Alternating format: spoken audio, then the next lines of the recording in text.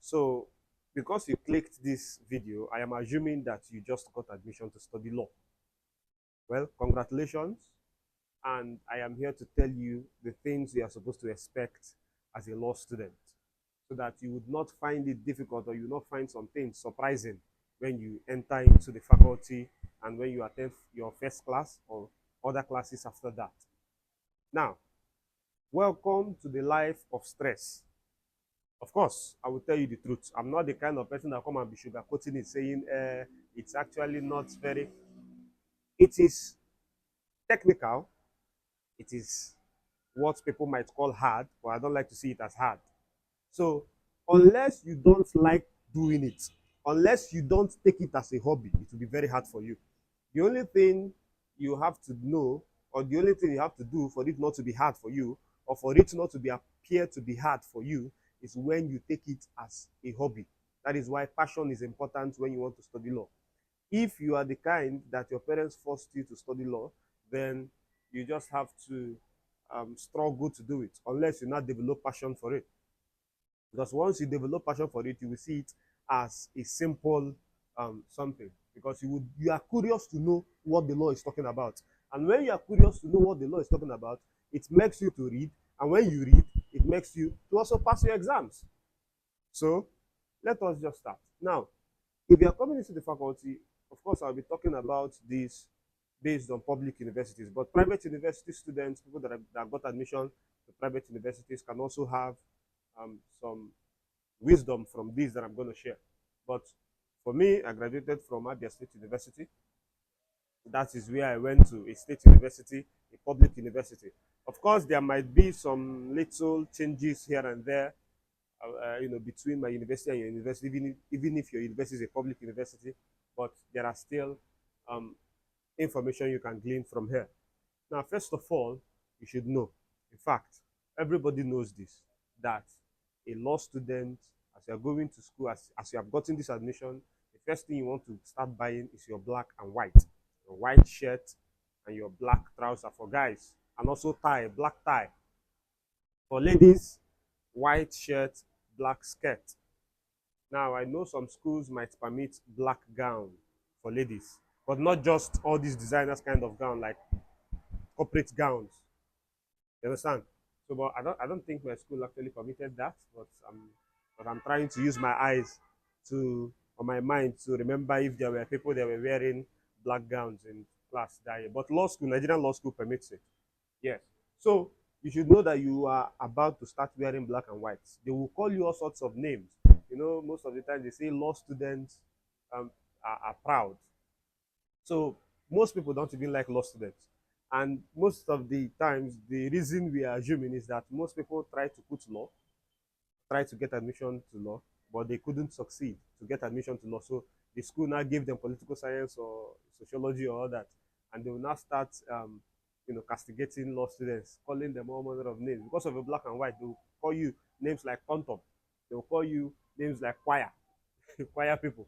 You understand? So, but just know that you are white and black every day for class. There are some schools that will still say, okay, Friday you can wear your native, but majority of schools, black and white. Just be ready to be wearing white and black. Of course, it's very good for some people that don't have clothes like me. If I don't have clothes, I don't have clothes. Since it's just that white and black I'm wearing, you wouldn't know whether or not I have so many clothes to wear in school. So that is that about that. Now, your courses, first of all, in your year one, depending on how your school wants to do it, most of your year one courses would not really be on law. It will be GSTs and borrowed courses, but the particular core law course you will do in your year one is legal method, legal method, or Nigerian legal method, or legal methods, depending on how your school wants to put the name of the course. Another one you will do probably in your school is logic. Depending on the name that they want to call it, they might call it philosophy and logic, they might call it logic and rational inquiry, they might call it logic and the law, they might call it legal logic, but something about logic. Now, legal method is what will introduce you to law. It's just like saying introduction to law. Let us look at this thing here you want to study. Let us look at it holistically, background view. What is law? That's when they will have to start teaching you what is law. And in your government in SS3, in your senior secondary, you were learning government, you defined law. Yeah, those definitions that you gave in government cannot hold water as it concerns university law, like the definition of law. Now, most of you will be waiting for me to say, okay, define law. Now, what is the kind of definition that is obtainable in the universities? The kind of definition that is obtainable in the university is that law does not have any definition. That is the first thing that you will learn. And now you people will start learning schools of thought. Now, schools of thought are the schools, or not really school as per school, university, secondary school, but people people that have the same thought process, people that have the same perspective on what the law is. So these people will see law as this, these other people will see law as this. Just take it as the group of blind men that touched an elephant, and each of them, based on their perspective of what they touched and felt, says, this one says, the elephant looks like is like a tree. This one is like this. So they have perspectives of what the law is. So that's when you now start looking at the schools of thought. You look at the natural school of thought. You look at the positive school of thought. You look at the historical school of thought. You look at the sociological school of thought, the realist school of thought. Now, all these schools of thought, they gave their own definition as what is law. So if saying that law is defined as this, maybe siding with one school of thought, will not make your definition to be complete, because your definition is that law does not have any definition, but that there are schools of thought that have defined law based on their perspective. That is when you now start listing these schools of thought.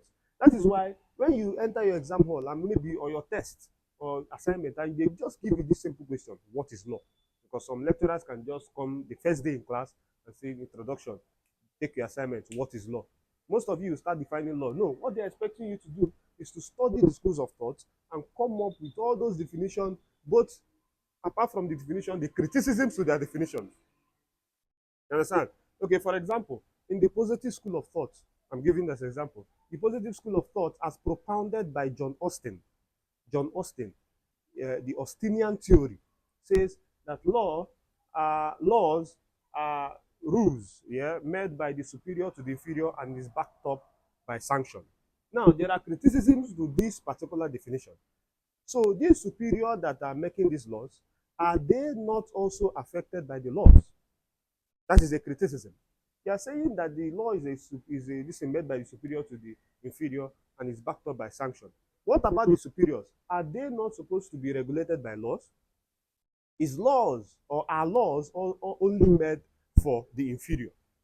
So these are criticisms. Now, there is also the realist school of thought, as propounded by Oliver Wendell Holmes. Not like he propounded it, but he's one of the proponents of realist school of thought, where he said that anything the court does and nothing more pretentious is what I mean by the law. So in his own definition, he's saying that law is what the courts are doing. So he's talking about procedural law as what law is. So the people will now come and say, okay, what about substantive law? What about these laws? What about these rules? Because of course, we know that courts are interpreting laws. So if you're saying that the process of interpretation of laws is law, then that thing that they're interpreting is what? So these are criticisms. So in law, you should know that there is nothing that you will do and they will not criticize you. Yeah, so that is it. So when after doing definition of law, you now go into classifications of law. Of course, you look at functions of law, all these things. When you now look at criminal and civil law, we have been using criminal law, civil law, we have been saying things like, I will sue you. If somebody steals your pen, you say, I will sue you. You will now see that there are places you use, I will sue you, and there are places we use, I will charge you to court. So somebody will not commit an offense and you say, I will sue you. Suing is for civil, and civil is when it is between you and a fellow citizen. So we enter into a contract, you breach your contract. It's between me and you. So I will sue you.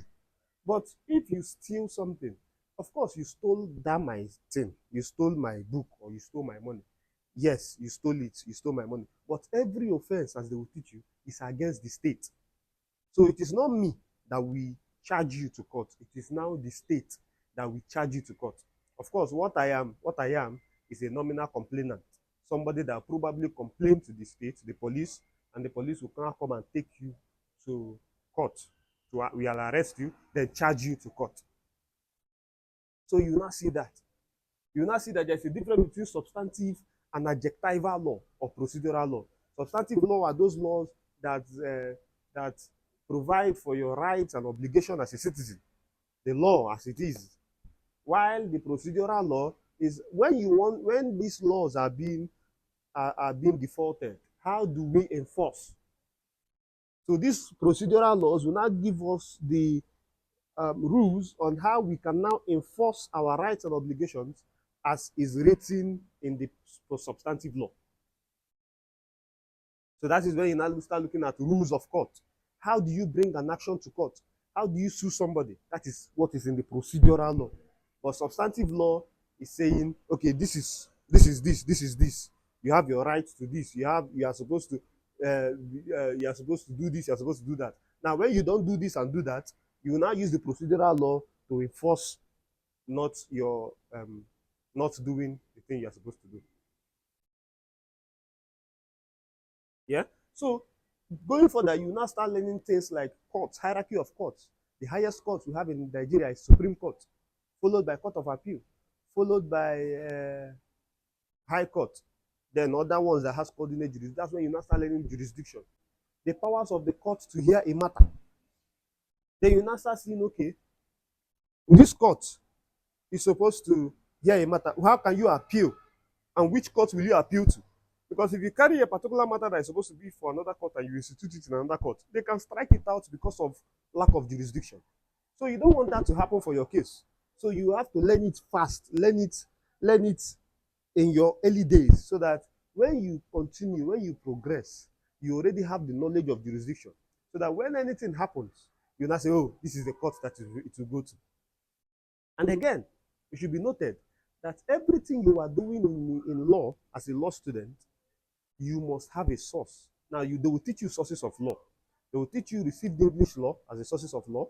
That is, inside the received English law, you learn about common law, equity, and statute of general application that was enforced in 1900, on or before 1900. These are the laws that apply to Nigeria.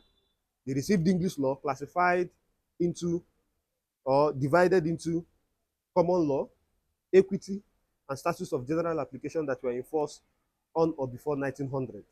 I will explain all these things later in future videos because I will do a course on legal method, teaching video on legal method for this YouTube. Now, after the received English law at the sources of law, where we get our laws from in Nigeria, you now start looking at judicial precedents. That is where you now even look at hierarchy of courts well, because when you look at judicial precedents and in your government, you know what judicial precedents is. They defined it as judges made law. But you will now go deeper and you now see, is it every time that judges make laws? Of course, even in your government, you would have known that it is only when there is lacuna in our laws, that is when judges will now make laws. But when we now go deeper, we will now see that every ratio disdendi, now there's something we call ratio disdendi, the reason for the judgment. Every ratio is binding on the lower court. Every ratio of a superior court is binding on the lower court. But the obiter dictum, now you still learn that one, don't worry. Obiter dictum is statement by the way. You're just talking and just make reference to something. It's not actually binding. So they will teach you the ratio disdendi obiter dictum. They will also teach you the principle of res judicata, where after we have finished doing a case in court, you cannot come back to that same court to restart that matter we just finished. The only thing that is left for you is to go on appeal. That is the principle or the estoppel of res judicata. You will also learn all those things. So that is judicial precedent as a source of law. Then you will now come and you will learn customary laws, where you say that every custom, before it becomes a customary law, it must pass 3 tests. It's called 3 validity tests. The repugnancy test, the incompatibility test, and the public policy test, which means that if your custom is repugnant to natural justice, equity, and good conscience, that is in Igbo, we call it non-asuyi. It is repugnant, it is disgusting. For example, a woman's husband has died, and they will now say that the husband's body would be bathed in the water, and the woman would be expected to drink the water. And if nothing happens to the woman, it appears that the woman did not kill the husband. That custom is said to be repugnant to natural justice, equity, and good conscience. The incompatibility test is saying that is this custom is it fighting with any law? Is it clashing with any law that we have in place? They say the woman cannot inherit properties in her father's house. Is that not also fighting the right to discrimination in our constitution? Right to freedom from discrimination. So because it is fighting that, it is incompatible with our constitution, or even if it is not our constitution, any other written law in force, then that custom cannot be customary law. It failed that test. Now, public policy test is where it's accepted by the public, and it is not, of course, it is something that is very okay in the eye of the public, and it is publicly accepted. Now, if any custom does not pass any of these validity tests, then that custom, the courts will say it is not supposed to be a customary law. So when customs passes this validity test, becomes customary law, and it becomes a source of our law, is where we can now get our sources from in the law. Now we have our normal legislation, which of course you have acts, laws, decrees, edicts, ordinance. Of course, I don't expect you not to know all these things, because I know you passed your JAM in government and you know all these things. Now, these are our sources. And remember that anytime that you are writing anything in your exams, you must quote your authorities. Chiemela is a fine boy. It's different from, in the case of this versus this, the judge or this person says that Chiemela is a fine boy. So the second one is that I am quoting a case that says the principle that I'm saying. Chiemela is a fine boy is the principle. So if you say Chiemela is a fine boy, and you do not say, okay, in the case of this, or by section this, it says that Chiemela is a fine boy, or in the case of this versus this, it was held that Chiemela is a fine boy, your mark will be reduced. Yes, you know the principle, but you must have an authority, a source from where it is coming from. Is that okay? Now, after that, you go into canons of interpretation. How do courts interpret our laws? We will now have literal rule, golden rule, mischief rule, ejusdem generis rule, nocito associs rule, expresso unis es excluso uterus rule. So all these things, I know these are Latin maxims. Of course, you will see a lot of Latin maxims in your sojourn as a law student. So after the legal method, of course, you will do legal research, do legal writing, etc. in your legal method. So you have to prepare for it. Prepare for it. Now, your logic, you will learn about argument. You will learn about how to argue. Most of you don't know how to argue. Most of you think arguing is haggling. Haggling is shouting. No, argument has parts. It has your premise and your conclusion. We have types of argument. We have deductive and inductive argument. We have fallacies. Fallacies are incorrect argument. We have fallacies of ambiguity and fallacy of relevance. All these things are things you will learn, so that when somebody is making a fallacy while arguing, you say, you have committed a fallacy. We have argumentum ad misericordiam, argumentum ad populum, argumentum ad vericondiam. All these things are fallacies. And when somebody commits that fallacy, you are able to say, yes, you have committed a fallacy, and you know it is very bad, and it's an incorrect argument. Now let me tell you something. From the first time you've entered your university, your year one, you have started building your GP. For those of you that are first class enthusiasts, you want to come out with first class. From the very first day you are entering, you have started building your GP. From the very first assignment you are taking, from the very first, everything adds up. It is called cumulative grade point average. Everything adds up. If you don't do the assignment, if you don't do your CA is very important. Of course, most of the times I usually even tell people, but I'm not saying it here, but I usually tell people that CA is even more important than exams. Why? Because of course your exams, you don't choose whether or not to write it because everybody comes for exams. But CA is the one that maybe if they give an assignment or if they, in public school, they usually do impromptu test and you miss the test. It must have an effect on your results because there are some schools that have 70 marks as their exam score, while some have 60. Now, if you have 70 marks for your exam score and you have 30 marks for your CA, and you don't do CA at all, that is 30 marks gone. Now you are battling with 70 marks, which of course me and you and I know that it's impossible that you will get 70 over 70, especially in public school. I don't know about private schools. I don't know, maybe private school is possible to get 70 over 70. But in public schools, even for you to get up to 60 over 70, you will know the kind of writing, you know the kind of thing you have written. The best minds probably come out with 50 over 70. But the reason is now, they will not get, if you get like 20 over 30 in your CA and you get 50 over 70, that is 70 marks on the dot. So do not play with your CA. Now imagine that best student did not do CA and you got 50 over 7, that is C, which will bring down your GP. So be sure to do well.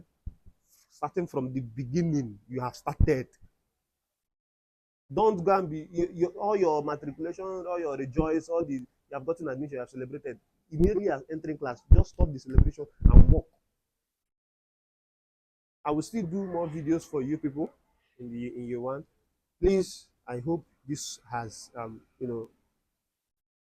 solved some problems as regards confusion and all that. If there is any question you have based on what you have done in class and all that as a law student, please do well to comment or send me a message. I'll be very happy to respond to you. Thank you very much.